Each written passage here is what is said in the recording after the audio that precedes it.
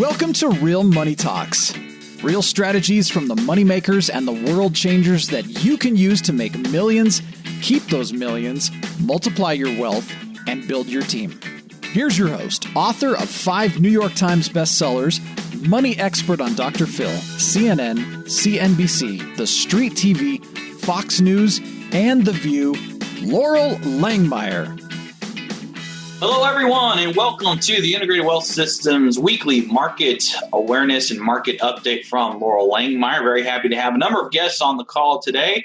Not only have some of our top finishers for our Virtual Meetup and Marketplace in August, but have a very special guest, Joe Hamel, who is going to be speaking today on some of the topics that we presented on during the event. So before we get going here, as we do with every call, I want to make sure everyone knows how this will work. We will have live feedback available. So if you want to type us a question in the Q&A box or the chat line, go ahead and do that now. Let us know where you're coming from. And Laura, what's the question you want to ask folks as we get started today? Let's see. How many of you have a self-directed IRA? So put in your name, where you're from. How many of you have a self-directed IRA? Welcome on Facebook Live. We are, again, broadcasting on all channels. Thomas, I think you're going to a few of the other social channels today. And as with every Tuesday and Thursday at our live broadcast, we're bringing to say that financial infrastructure, we've got to continue to work on it. And so many of you, even though you've heard about self-directed IRAs, you don't have it in place. I was coaching somebody this morning, and I think a lot of it, so Joe, I'm going to kind of lead you on some of these topics. I hear about the excuses, which is I don't have enough money to fund it, so why open it? And so I said, I don't care if they're open, put $50 in. So once you're set and you start making money, you have a place for the new money to go. Because what happens behaviorally to most people, especially with new business owners, you make it, spend it, make it, spend it, make it, spend it. There's not a place to put it away. So between iFlip, so Thomas, if you want to put up again the free Flip software, and then what's going to happen is you're going to download the app. It's free. As you get a certain amount of money under management, where you're in the 10, 15, 20,000 that you're doing inside Flip, you do move to a desktop, and it gets a little more sophisticated with software and your options for more returns, quite frankly. I always say Flip is one place clearly to keep your money as far as a place to set. And Joe, you are the next place. So whether that's a Roth or solo, I'm just going to let you kind of go and explain the differences. And I know you've been on other broadcasts, but it's a little bit of a different group. We are live to Facebook. If any of you, I know Erin, Deb, Joe, yourself, if you want to go live as well to your Facebook and share, that'd be great. And let's talk about the kind of qualified plans you can open. And then I'm going to talk continually more behaviorally about what to do and when, especially new business owners. And literally, I don't care if it's $50. And a lot of times, even kids' accounts, like, a lot of people with 4 or 5 kids, they can't fully fund all of them. I mean, some of that would be upward of $100,000. Some people can. Just start. And I think that's the big message, is a lot of you are waiting for some magical moment. That probably is not going to happen because you keep spending your money.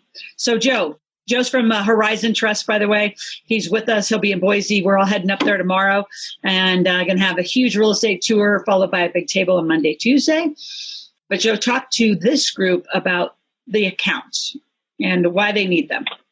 So we'll start with the IRAs, Laurel. It sounds like we may be talking about employer-type plans in just a bit. So let's just go over the differences with the IRAs first and foremost. So as far as, the dragging your feet mentality, or the I don't quite have enough to start saving for retirement, if that's the answer you're giving yourself every time you have an extra $20 in your wallet or purse, then that's exactly what's going to happen. You're never going to have enough cash flow to start saving for your retirement, whether it be a 401k with your employer, or if you're self-employed, setting up an IRA for yourself. The great thing about an IRA is it's your own individual retirement account. There's nobody telling you what you can and can't do with it, to an extent. We'll get into IRS rules and regulations later, but the first thing that you can at least start doing before you put that money to work is start saving it. Savings accounts that are attached to the same bank as your checking account usually don't work out in your favor. You have access to the checking account, you have access to that savings account as well. So that's really where the IRA can be a huge differentiator for some of those who may make a real good faith attempt to start saving some of that cash flow so they can start putting it towards retirement or towards investments to kind of help supplement some income. The problem is do you tap into it? So that's really where having an IRA that's completely removed, and its intention, its sole purpose is to save for your retirement. So really start, just like Laurel says, start. Whether it's $20 a paycheck, $50 a month, whatever the case may be, any little bit helps. I'm sure we've talked about compounding interest on numerous occasions through some of these podcasts and events that we've done in the past, and the same is going to ring true now with an IRA. You need to save into an IRA and start utilizing that capital into some of these investments, especially some of you who are a part of the community. Having these investment vehicles are a great way for you to inject some additional capital into some of these projects that are constantly going on. Now, the difference is between a traditional and a Roth IRA and just IRAs in general. So a lot of you may have an IRA or maybe an old 401k from a former employer that was maybe moved to a rollover IRA, as it's coined, when you leave a place of employment. So some of you very well may have an old 401k that's technically been converted to an IRA. Now, the difference between an IRA that's most of you are familiarized with, which is the ones that are tied to Wall Street, your stocks, bonds, mutual funds, your Fidelities, your T. Rowe Prices of the world, your Charles Schwabs. I'm really the exact opposite of that. So when you're dealing with retirement accounts, IRAs, there's the stock market, and then there's everything else that your larger broker dealers like that will not hold. They just won't hold some of these alternative assets that you guys have started to get exposure to, whether it's real estate or private business startups, private stock, venture capital, LLCs, oil and gas, precious metals. I mean, the list goes on and on and on as far as what it is that you can. And just a lot of you just don't understand how to get started. And that's really why I'm here. So those of you, again, some of the best things while Joe's coming back that I think you all need to be doing is you need to be not only opening, like I said, the flip, which is a cash account. So that's you and flip. So I kind of speak to Deb and Erin. They're out there, the two of our winners, of our three winners. So when you open a flip, that's just you and cash, right? Your personal account, your kids' account. Different was when you work on whether it's a solo or a Roth, that is another flip account. I have a solo with flip. I have a Roth with flip, a personal with flip. So I don't know that some people realize like how it works. So I just want to keep explaining what I'm calling the infrastructure. And then your qualified money is different. Your solos with your company, your Roth is you, but it's tax-free, and your cash. But it's not one flip and three, ways the money gets in. So maybe you could explain a little more of that application as well, Joe. Sure. So as far as setting up the accounts, really, when you set up a self-directed IRA, there's a couple ways to inject capital into those accounts. And that's either going to be through the form of contributions or through the form of a rollover or a transfer from a prior existing IRA. So those are the three ways that you can move money into a self-directed IRA. And at that point, that's really when you have the capital inside of the qualified vehicle, which is the IRA, that allows you to start investing in some of these alternatives. Now, depending on your age, the contribution limits do change. So you have contribution limits that's starting right now. It goes up every couple of years just due to cost of living. But right now, $6,000 is the amount that anybody can make a contribution into the account. So that's the maximum. The IRS does have a maximum dollar amount that you can invest into or contribute into an IRA on a yearly basis, but there's no minimums. So that's really where start with something. Just get started. As far as the traditional IRA versus the Roth IRA, that's really the biggest differentiator is the taxation on those accounts. So we'll get into, like Laurel mentioned, some of the iFlip applications and some of the other investment vehicles that are available to you. But let's first understand which account makes most sense for you. So as far as the IRAs are concerned, the traditional IRA is an account that has not been taxed ever. So as you start making contributions into this account, the money that you're making these contributions into haven't been taxed on that front end. So what that means is, just to kind of give you a scenario, is let's just say you made contributions of let's just call it $5,000 a year for 5 years, and you've turned that into $25,000 now that's inside of a traditional IRA. Or you do some of the real estate projects that are part of the community, or whatever the case may be, and you're generating a rate of return, and you've done this now, let's call it another 5 years that you've made these investment vehicles, and you've turned that $25,000 that you initially put into a traditional IRA, you've now turned it into, let's just call it $75,000. just on your initial contribution of $25,000. But the fact that you've been making the contributions and doing some investments for the past 10 years now, you've been able to create an IRA that has a value of $75,000. Now, when you hit retirement age, which the IRS deems as 59 and a half, there's some caveats to this rule, obviously, right now with the CARES Act that's been created due to the COVID pandemic that we are a part of. But generally speaking, when you hit 59 and a half, that's when the IRS now says you are eligible to start taking distributions from the account without an early distribution penalty. So you can always remove money out of the IRA. There's an early distribution penalty if you do so prior to 59 and a half, but you still can. Now, 59 and a half is when the IRS says, okay, you've hit retirement age. We're going to go ahead and start letting you take money out of this IRA at your leisure or when you see useful without taking that distribution penalty. Now, in a traditional IRA, you have all of this time to start taking those distributions up to age 70 and a half. That's where if you have not taken a distribution in a traditional IRA, the IRS is now going to tell you, hey, look, you've waited long enough. We haven't got any taxes out of this account. Pay Uncle Sam.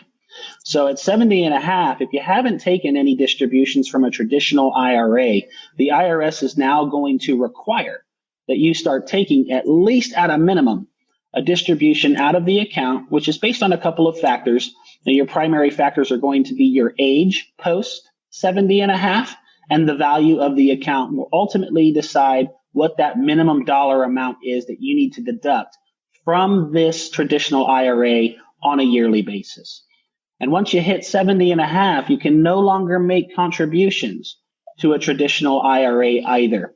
So you have up until 70 and a half to put as much money as you can. This is where what Laurel says, start with something and put what you can when you can. Because depending on which IRA that you decide to go with, you may come to a point where you can no longer put anything into it and you're kind of stuck with what you got. Yeah. So that's kind of where, do it where you can. Don't adjust your standard of living because you get a raise. Adjust how much you put into your retirement so you can enjoy that money later. So that's where the traditional IRA has a few differences versus the Roth. Now let's contrast. Let's go ahead and take the Roth IRA and mention some of the differences here. So let's take the same scenario. We've done 5 years of making $5,000 contributions into a Roth IRA. And we've done the same investment vehicles that we've done, whether it's real estate, iFlip, some of these other vehicles that are available to you throughout the community, whatever it is, whatever that portfolio ultimately ends up looking like, you've generated in the last 10 years with that initial 5 years worth of contributions and the investment vehicles that you chose generated a rate of return for you where you have now built a portfolio in this Roth IRA that is equivalent to $75,000 as well. Now, versus the traditional, this is where the Roth IRA really starts to kind of naturally have its perks. So on that $25,000 that you initially put into the Roth IRA, you know what tax bracket you are a part of now. So you know exactly how much you pay on taxes for any earned income that comes into your household. Well, on the Roth IRA, you're going to pay taxes on that initial $25,000 that you've made in the form of contributions for the first 5 years. So you've met the tax requirement or that criteria the IRS says, okay, this IRA has paid its taxes to Uncle Sam. Now, what it's generated over the course of the last 10 years, same dollar amount as a traditional, still generated that $75,000. But now let's take that 59 and a half rule, that go ahead and fast forward. We've now hit retirement age and you're ready to start taking distributions. The same rule applies, whether you're taking a distribution from a traditional or a Roth IRA. The same rule, if you decide to take a distribution prior to 59 and a half, you will be taxed on the early distribution penalty, that 10% that I mentioned earlier. That doesn't go away in a traditional versus a Roth. That's simply a timetable that the IRS has in place. Now, again, remember, some of these timetables have also changed just due to the CARES Act and a couple of things that have occurred this year. But generally speaking, the 10-year early distribution penalty applies to either Roth or traditional. But let's say you've hit the 59 and a half rule. You want to start taking those distributions.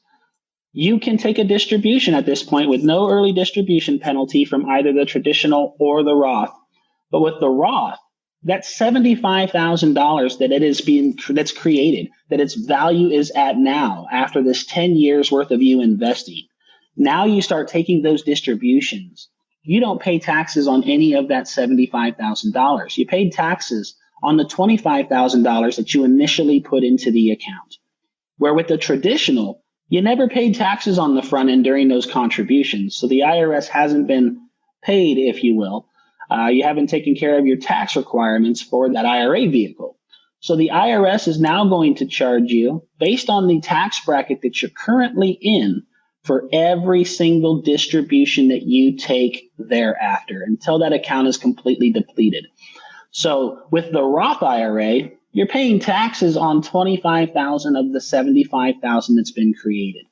With a traditional IRA, you're paying taxes on the entire $75,000 that's been created in that IRA over the course of the last 10 years.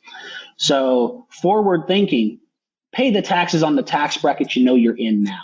What tax bracket are you going to be in 10 years from now, 20 years from now? Whatever that timetable looks like for you, just looking at inflation, our government, the way things have been going lately, I don't even want to know what taxation is going to look like in 15 years, let alone 20 or 30.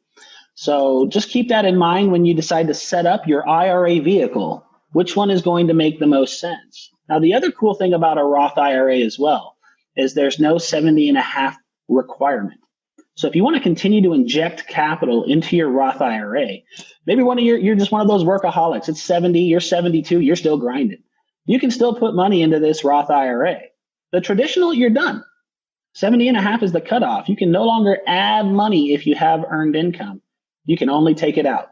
So there is a cap as far as how much money you can put into a traditional IRA in regards to your age timeline than there is with a Roth IRA, where those timelines don't necessarily ring true.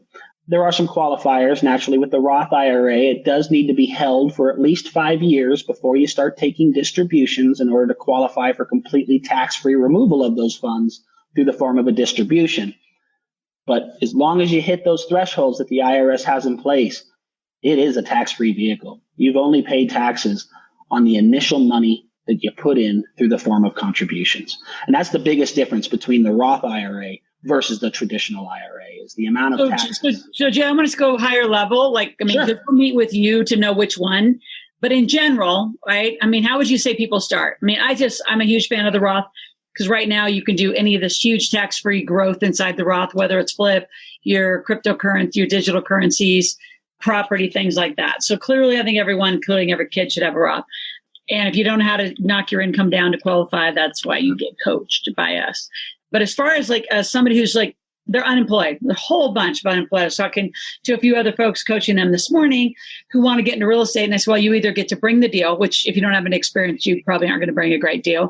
But what you can bring is money. And there's tons of 401k money. Like Erin, when I look at you, right? I don't know your background enough, Deborah, but the amount of unemployed people that we know that have these 401ks that could meet Joe, self-direct them, talk about the kinds of things. Right now, sitting in their past employer, why would you leave it behind, right? We call them little 401k orphans. They get left behind and nobody thinks they can do anything with them. But once they self-direct from that past employer, what are some of the things, just get them excited about what they can invest in that they normally would never have opportunity to do? So you bring up a great point. That's one of the things that this COVID pandemic has definitely brought to our table is a huge amount of individuals that are now no longer employed. What that means is that 401k money, there's usually a lot of triggering events that need to occur before an employer will allow you to use that capital in a qualified vehicle of your choosing, in an investment vehicle of your choosing as well. And the major triggering event right now is going to be being laid off, being fired, leaving that company. Those are those types of triggering events that now allow you or give you access to that 401k that was a part of your employer's plan since you've started. So maybe over the course of the last 5, 10, 15, 20 years, however long you've been employed and contributing to that 401k, if you have left that place of employment, whether it be through the form of a firing, leaving, a layoff, you are no longer employed, those monies can be moved out of a qualified 401k account and put into a qualified self-directed IRA vehicle of your choosing, whether that be a traditional or a Roth or even a solo K for some of you self-employed individuals out there as well. All of them will allow for 401k, 403b type qualified monies that are from a former employer plan. At this point, if that triggering event happened with you, can be moved into a self-directed IRA. And the process is pretty simple. So realistically, what would happen is we send you an application, we create the account for you. We can literally have an account number for you within 72 hours. We have an account or a home, if you will, for those funds to be moved into. So you're not creating a taxable event through the form of a distribution by moving those monies out the wrong way. If you're looking, I'm going to take my money out of this distribution since I no longer work there. I'm just going to take my 401k and go buy a piece of real estate. No. Move it into another qualified plan, buy that real estate, and have your retirement plan working in an asset vehicle that you're familiar with and furthering the amount of money that you have for retirement. So don't use that money as a quick payday. Go rehab your own personal property. I mean, that's all great, but don't take a retirement vehicle, completely deplete it so that you can have a new patio or, a new couch. Keep it in a retirement vehicle. It's already there. You didn't have it before. Put it to work. Put it to work in some of these investment vehicles. And the sky's the limit, Laurel. I don't know how creative you want me to get on this in regards to. I'm just going to give a good overview of what people can do. When you really get serious, here's what I say. The creativity is the fun stuff. I use it to hopefully inspire and get a lot of you excited about why you should do it. But first, let's see you take action and open an account and contact Joe. I think you have a Calendly link, or there's a link, I think, Thomas, to put up for folks to reach out to you, Joe, set up an appointment. Also saying that, reminding you that I'm not sure, are you driving or flying up to Boise?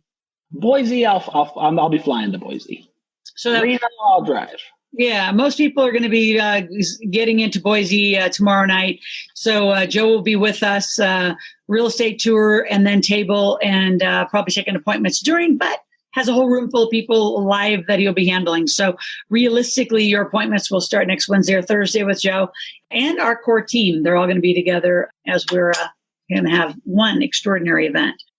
Joe, talk about I actually love that the unemployment happened because it's, forcing people to become, amazing entrepreneurs. And talk a little bit about, I think, some of the, what I'm going to call the fear factor of what if you don't do it? I mean, there's some people who do their IRA completely wrong. And I know you mentioned it before, but given where we are politically, economically, the tax rate, when you do take it out, for some of you, if you're younger, I mean, you don't know what it is. So talk a little bit about how you'd shift up that, having more certainty about the tax you're going to pay. Because I think that's the one thing I don't like about qualified plans for those who are thinking they're going to be taxed later. You don't know what the tax rate's going to be. Yeah, that's very true. And that's where the Roth vehicle really kind of makes the tax conversation really a non-conversation. It doesn't really even have to occur. There's no taxes as long as you've made your contributions and you adhere to the IRS rules. That's the beauty of the Roth IRA, is that tax conversation doesn't even need to happen. It doesn't matter what tax bracket you fall into, which makes it such a great vehicle. But for some of those, especially on the solo or the 401k or the 403b side, a lot of the monies that you've been contributing into these employer plans for the last few years are usually going to be tax deferred or traditional, and what we call a traditional IRA type plan, which means no taxes have been paid on those funds yet.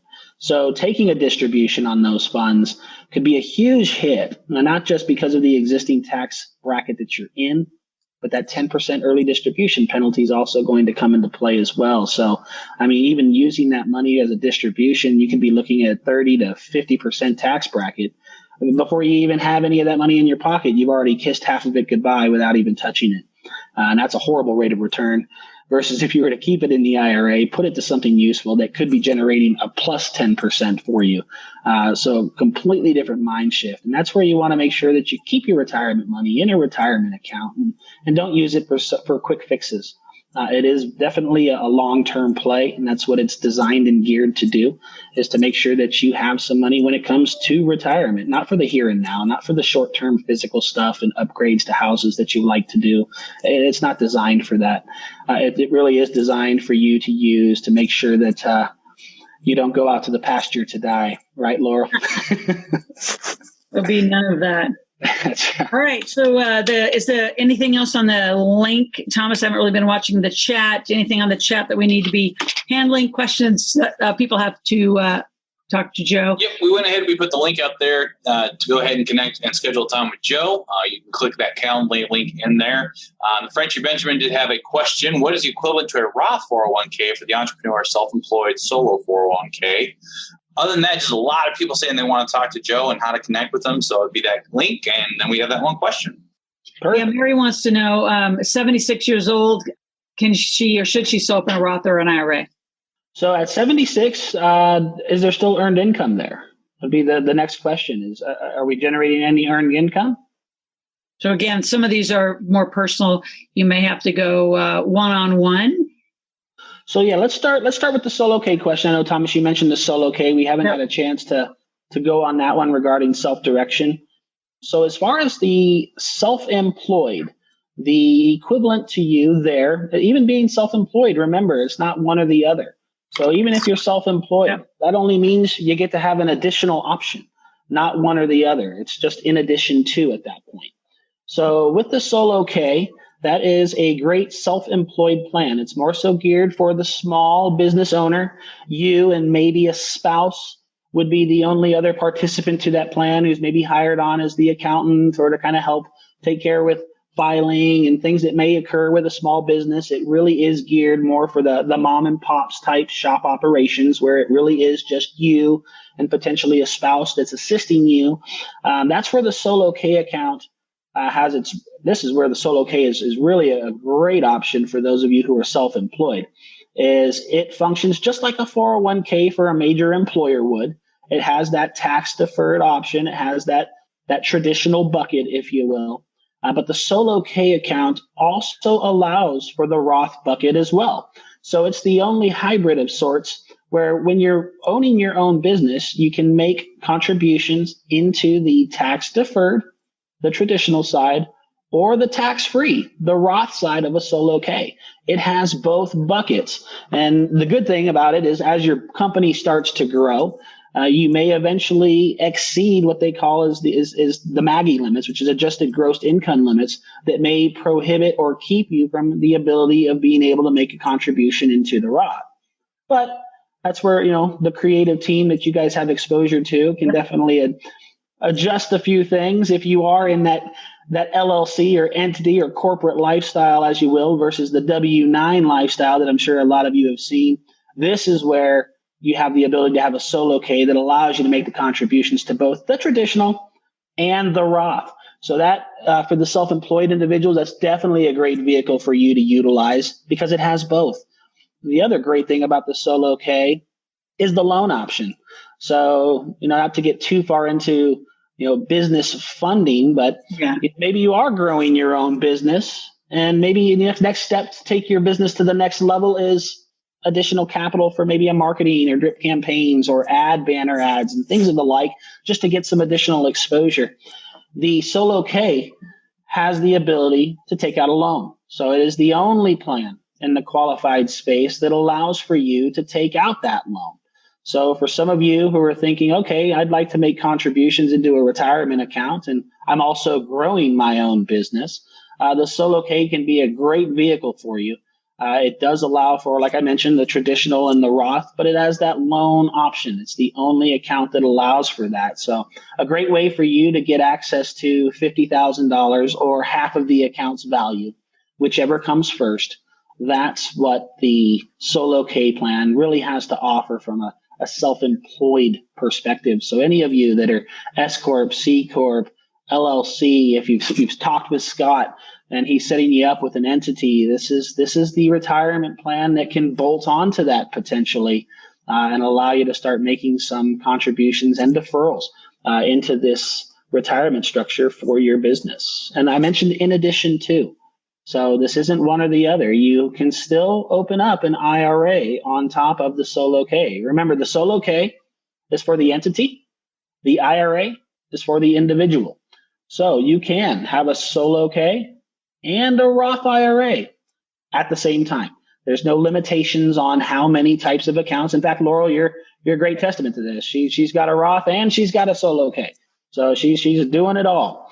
That's and my kids and your kids. Absolutely. And again, so even then, let's touch on that. So even children, if you are a self-employed individual, maybe you are creating that marketing material and you want to use your kids as models, or maybe they're assisting you with invoices that you're sending out by postal mail. Why pay your children allowances when you can make contributions into their Roth IRA to, again, get them somewhere where I was never at. I never had a Roth IRA waiting for me when I turned 18, so I had to start my own. So, what great way to get your kids, kind of give them a jump start. If you have the ability, you own your own business. Roth IRAs are a great vehicle for kids as well. You just got to find a way to put them on the books and pay them. But as long as you figure that out, whether it's through modeling for collateral or through, hired help just to take care of invoices, whatever it looks like, put them on the books. Make them models. Make them models. You can make their models since the moment they are born. And because then you get that W-2, and every year it's $6,000. If you follow Kyle's model, if you do nothing but add $6,000, which is $500 a month, to the kids, figure out through our community, it's pretty easy to do, figure out how to get them, 10, 12, 15%. I mean, it's pretty much a built-in plan. Every one of those kids also have flip accounts. So again, that's a great way to store the cash instead of savings accounts and money market accounts that don't do what flip can do. So again, these have all worked together. I think some of you are still getting your brain wrapped around it. I have new clients and I know old clients, you're still not using it all right.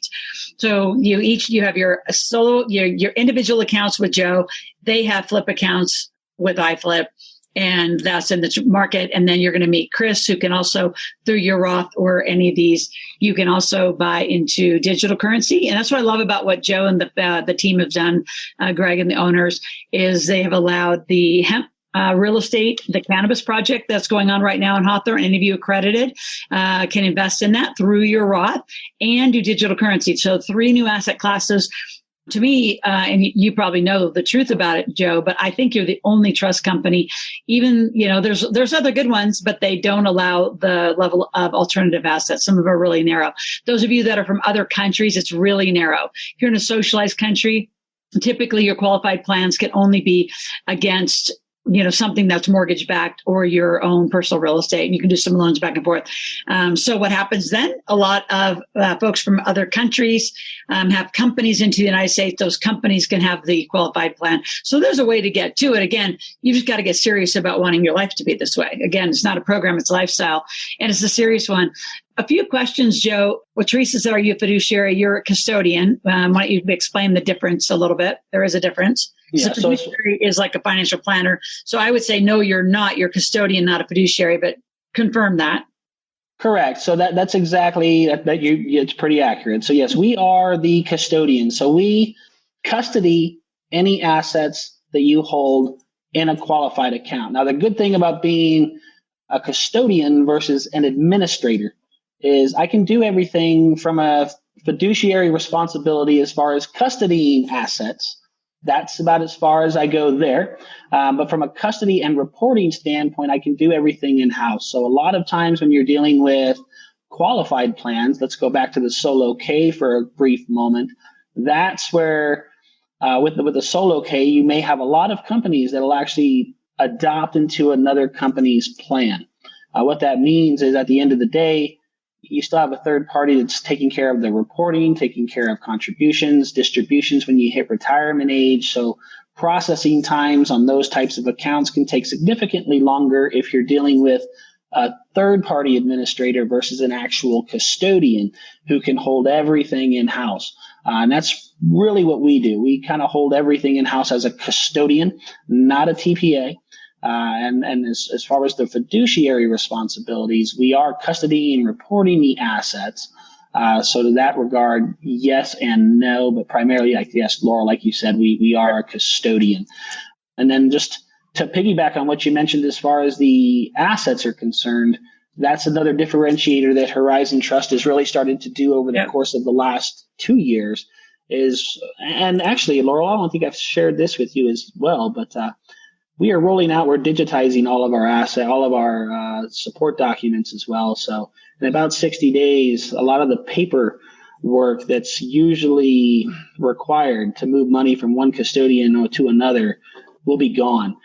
We are spending a lot of time automating our processes. That's the biggest time consumer when it comes to moving money from, say, a Fidelity or a Charles Schwab or a Wells Fargo and moving them over to the self-directed IRA custodial world is actually the length of time that it takes to get the money here. Unfortunately, every custodian, we rely on their processing times, and some of them can take right now 2 to 3 weeks before we even see funds. You may have already identified an asset a month ago, and now you're behind. So we were at least trying to speed that process up as much as possible to alleviate any headaches that could, unforeseen headaches anyway, due to delayed processing times. But we've also put a lot of time and effort into our compliance team. That is why we are one of the only custodians out there willing and able to accept some of these new and emerging asset classes that you guys are even starting to be exposed to. Cryptocurrency, cannabis, definitely being two of those that are the newest, latest, and greatest, CBD, all of these things that are coming out, even though there's no federal regulation. Now, I'm not saying that I can hold every type of cannabis deal known to man. That part I can't do just yet. It's not federally approved. But yeah, that's right. But there are ways that we can do it. And that's where the structure just needs to be defined. And that's really it. And that's exactly, I think you're pretty accurate on that statement. I think the last person who was even trying to do it with us was Kingdom, and they're not doing a really good job. So I think I'm the only one that's fully functional and able to handle both of these two new asset classes just from a compliance standpoint. We have the legal team to do it. Well, and I think part of it too is how we brought the deal to you. I mean, that deal we put together was what they're really investing is they're investing in the property and the real estate and equipment. They're really not buying into any license, right? As an individual, a few of us own those licenses and we're like your tenant. So I think the creativity of the whole team, the way the deal got done, was it allowed you guys to really do a real estate transaction in the cannabis space. So again, a lot of people won't even look at it because they're not really out of the box. They don't think what you're going to see. And I think a lot of you, especially if you're out on Facebook and haven't really been in a more sophisticated financial situation, no is usually the answer. Or here's what you're going to hear over and over, and especially in traditional financial firms. We don't do that. That doesn't mean it can't get done. They don't do it. So really listen to the words. It's we don't do that. Well, I get you don't do it, Schwab and Fidelity, and even like some of the large banks. That doesn't mean it can't be done. You're in the wrong shop. You're in the wrong group of people. So, Joe, appreciate all your expertise always. Again, Thomas, you seeing anything that's like glaring out there that we need to talk to? I think a lot of you, your questions need to be do some one-on-ones. So again, Calendly link is up there. Joe's taking appointments, and it's just really important to get this stuff set. It does have to get set by the end of the year, or you will, I would say, below 2020. As we head into the fall, you'll hear me start talking about we talk about it lighter throughout the year. October, November, December, you're going to hear you're going to see Scott. Well, then, Joe, we're going to hammer you to get 2020 fixed, because a lot of you have heard it. You have your checklist. You're not doing your checklist. So you wonder why you're not getting a result. You get out of order, and year after year, you miss the very things that you need to be doing. So some of them are not negotiable. I say a lot of what we talk about is not negotiable, but you seem to think it's okay whenever you want. So, Joe, any other thing you want to say to the folks? That's it for now. I'm going to see you guys shortly here in Boise. So I'll leave it alone at that. I'll probably be up there. I'm going to try and get up there Sunday night. I'm trying to lock down my flight as we speak. So Sunday night, worst case, early Monday morning, but I'll be there Sunday. You can't miss the real estate tour, dude. Come on. I know. Well, especially if we're going to be taking Chris out there. Come on now. I got to Well, then get in Sunday morning. It's an easy flight from Vegas to Boise. Get up there on Sunday morning so we can, look around and go shopping and We're actually shopping on Saturday. Saturday, we're putting the entire infrastructure of the building together. For those of you who've wanted to go on a tour, if you're missing this one, October 11th and 12th is Kansas City, Missouri. The actual tour will be in Topeka. We'll be taking a bus out. And then the 12th and 13th. So we're going to consolidate 4-day event into 3 very long days. So put those on your calendar. And then after that, we'll be doing some tables online in December to complete the year and in January to launch the year, because we don't have time to wait for everybody to get together. We have too much we got to teach you, and you got to stay in order. And you cannot leave 2020 with all the stimulus and all the different options. I think tax returns are going to look really different this year. So we look at all these different things most of you don't even think about. Like, anyway, it's cool. Joe, you can hang out if you want, but let's switch gears a little bit. We're going to go back to our virtual meetup and marketplace. We do this once a month. Our next one is September 16, 17, and 18. And we are building that class now. Those of you who have been before, you cannot come again, but you can come next week. So Thomas and Steve do an amazing job. They lead what's called the Virtual Meetup and Marketplace graduate program. So they're actually leading the graduate marketplace, which is the 27th, which will go from 12 to 4. So I'll be on a little bit to kind of refresh you on how to do an ask, tell, ask, a close. And now you will have April, May, June, July, and August. You'll have 5 graduate groups that can come together and have a marketplace. And if you think, well, I've already sold people, you're going to sell them deeper into your funnel. So it's a really, really great group of people who come together as graduates of the marketplace. And Thomas, I think we're going to open it up a little bit to other table folks. Again, if you haven't been doing an ask for a couple of years or a while, it's best to go to the kind of the original class. Get reoriented to it. So, because once you get to the graduate level, we don't do a lot. We just jump in, and you better know what you're doing if you want to make some money. So with that, Thomas, do you want to give, is that the link for next week? Yeah, the first link is actually the direct purchase link for the graduate meetup or the graduate marketplace. But the second one is just our main store, and you would be able to get tickets to the virtual meetup marketplace, the money marketplace, respective of where you're at within our conversation when it comes to money. So if you haven't attended an event, you're on Facebook, you're watching this for the first time, you want to learn more, you want to purchase access to the virtual meetup marketplace. Again, that's going to be September 16th through 18th. And then the graduate marketplace for all the veterans out there, for the ones who have gone to that event, is going to be August 27th. Last month, when we did this event, we started at 12, and we said we went to 4 p.m., but actually we went a couple hours longer. We had a lot of people on, a lot of people connected, a lot of people having a good time, and depending on the room, we may do that again this time. So love to have everyone there. And like Laurel said, just because you've had a conversation with someone doesn't mean that there's not some other way that you can help them. There will be plenty of new people in there, since we just had a new event, and a lot of people out there doing new things too. So always a good time to have a conversation, see what else people are working on, and see what you can do to help one another. So both those links are there in the chat. And Laura, we have a couple of faces here that people may not be familiar with, but I know we want to give them a little bit of a shout out here. Absolutely. So in order, Megan won. She is unable to be with us today, but we will be featuring her. I think she made over $8,000, $8,600, I think. Yeah. $8,600. And what's interesting about her and Rick from the last event is they made very little, if any, money inside the marketplace of the participants that we had. They took the techniques that we taught them, and they went to their database and just a few tweaks, and they knew they had money right there. And that's how a lot of people are, is you just need some tweaks and some distinctions on how to sell, especially how to sell online. And who was number 2? I think, Erin, you were number 2, or was it Deborah was number 2? Erin was number 2, and Deborah was only $20 behind her. So it's real close battle for the third spot there. All right, Erin, have fun. And you and I have, from the minute we met, had just an extraordinary, launch conversation. And and here you are, right? I'm going to record you on a New York video, and us complaining about the economy and what we know that people should know, but they don't. Erin, tell us what you sold, how much money you made. I sold $941 worth of my summit that you were on as a speaker, and my coaching, my life coaching. Good for you. Yeah. And just wait till we ratchet that up. You're going to be at least $10,000, $15,000 a month. What's interesting to people like you, because you've come in it from a different angle, right? So when you come from a different angle into this world of summits, just monetizing is different. And now I think you're seeing monetizing's everywhere. It's awesome. Yes. Yeah. Best experience ever. Really. So talk a little bit about what you learned. Like obviously you everything. Everything financial. I mean, from Thomas helping with the marketing and the pitch, like everything from that point, Laurel and your whole group with everything from the tax structure, like Joe just talked about, to investments, to how to grow your business, like every single thing financial I learned in a 6-day event.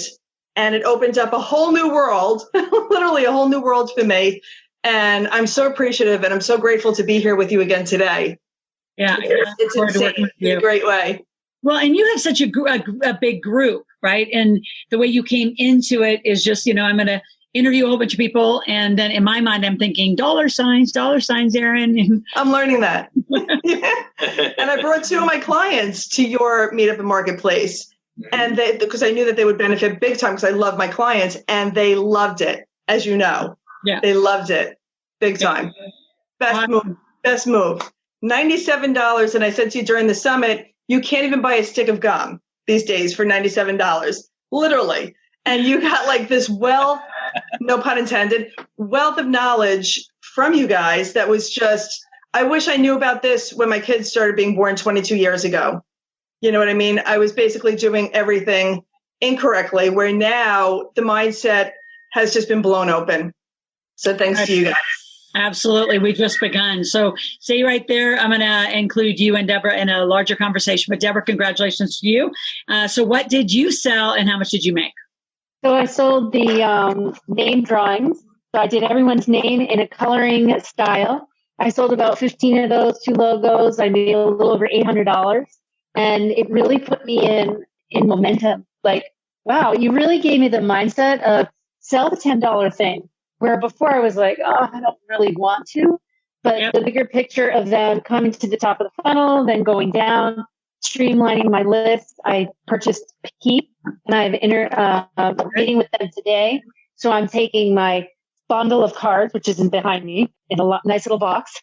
I'm taking everything on my phone, on MailChimp, streamlining it, and I'm going to learn really how to work a list and how to put people in. So yeah, it's awesome. So I think that's usually the thing that we do is we kind of blow people's mind about like what you have and how you can sell it and posture it. So for both of you, what was the kind of the one thing that had you just shift? I mean, I know there's a lot, but if there was one pivotal part that you could speak to, because we're going to use this video, we're going to speak to the new people, the people we want to come join in September and join in October. What would you say to them, right? Because you got to remember, a lot of people are skeptical, like, yeah, it's another summit. In April, we were the first to the playing field. My gosh, it was amazing. Now it's like August, September, like the summit's a summit, it's a summit. And, but we know we do it different. We teach you to make money. But what was the one thing, if somebody's watching out there going, should I spend $97? What would you say? Erin, you want to go?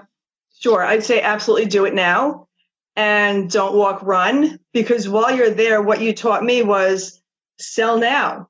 Like I was going to wait till Monday when everybody didn't have their weekend and let them go through Saturday and Sunday. Sell now.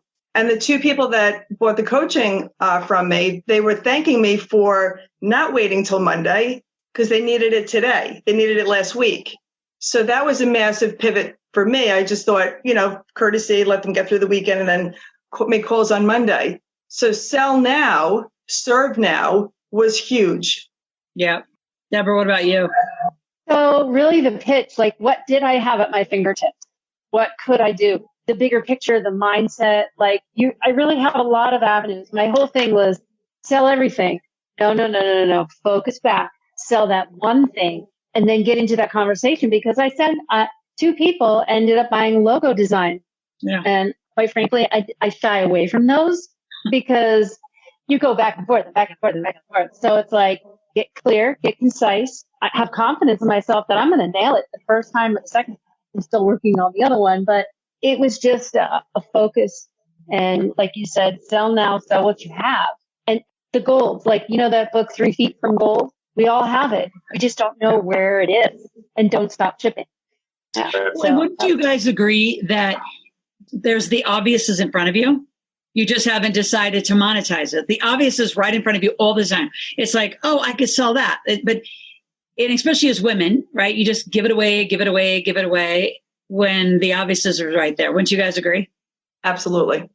What else would you tell those who are watching about Absolutely. the sales experience, right? So many people say, I can't do this, I can't sell. And not only can you not sell, you think you have to be eye to eye. So this is a different kind of eye to eye.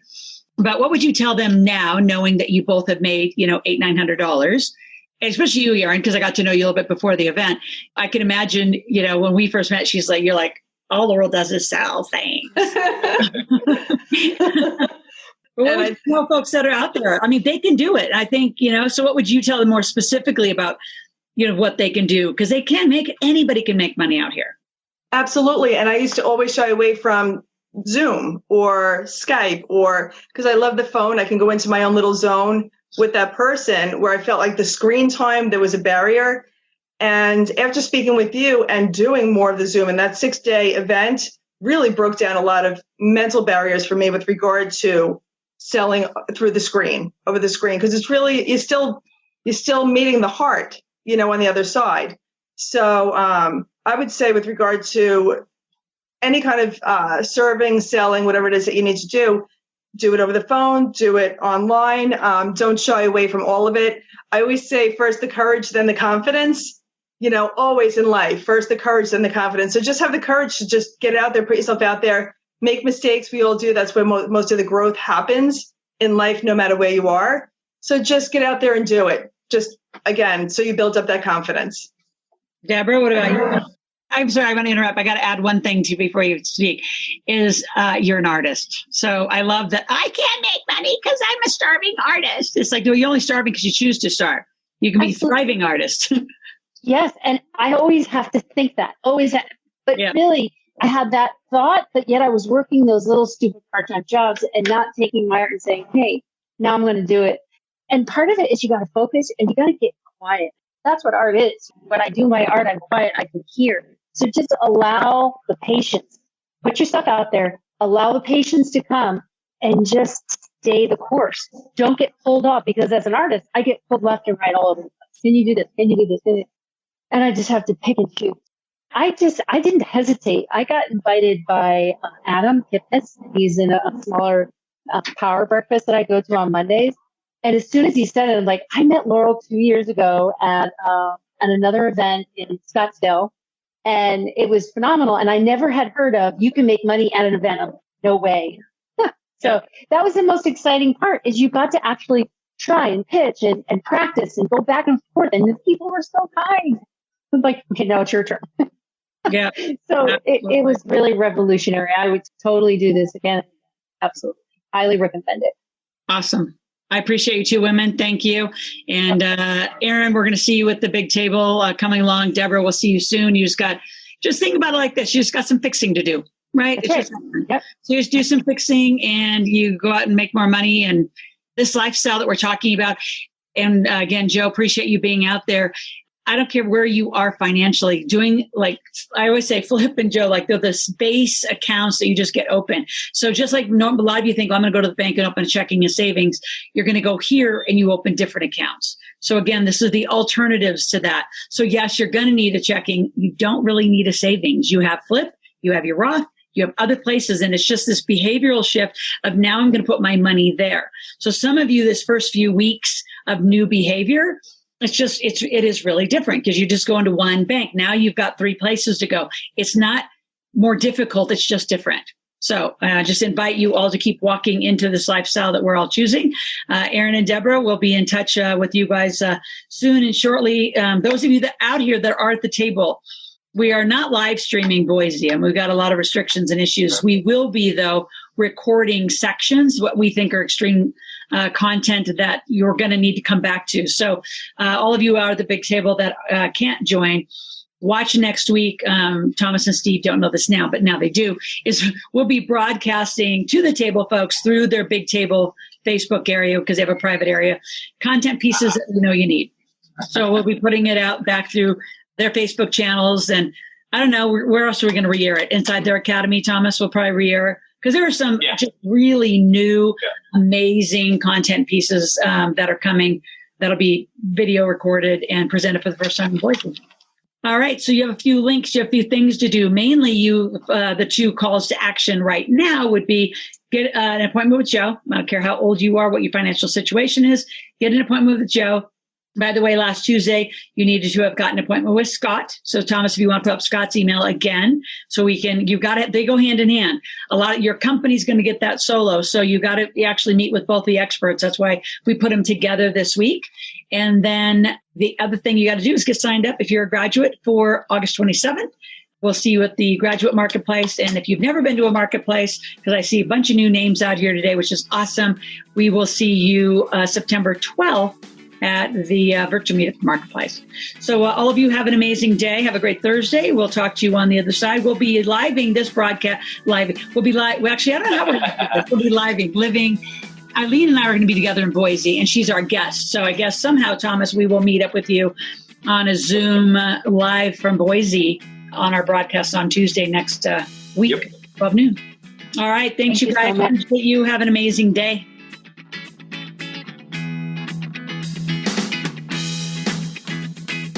Thanks for listening to the Real Money Talks podcast. Your host has been Laurel Langmeyer, author of 5 New York Times bestsellers, money expert on Dr. Phil, CNN, CNBC, The Street TV, Fox News, and The View. Want to learn more about off-Wall Street investing, tax strategies, and multi-million-dollar business strategies? Visit liveoutloud.com/podcast for past episodes, show notes, and resources. For some special wealth-building gifts only for Laurel's podcast listeners, visit liveoutloud.com/podcast gifts. Do you have a burning question for Laurel? Visit asklaurel.com to submit your question, and it may just be covered on a podcast episode. So stay tuned and be sure to subscribe to get new episodes every week.